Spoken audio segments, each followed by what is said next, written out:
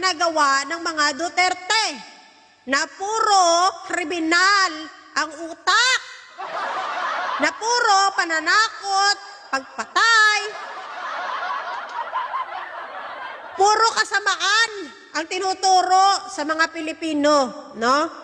Huwag nating hayaan na burahin ng mga Duterte ang kultura nating Pilipino na simula pa sa mga ninuno natin na tinuturuan tayo mga Pilipino ng magandang asal.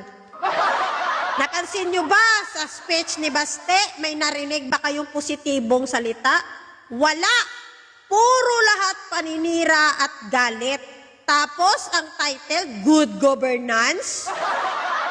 Paano maging good governance kung kayo mismo ang lumalabas sa bunganga nyo is kasamaan? Bad governance. Ganon.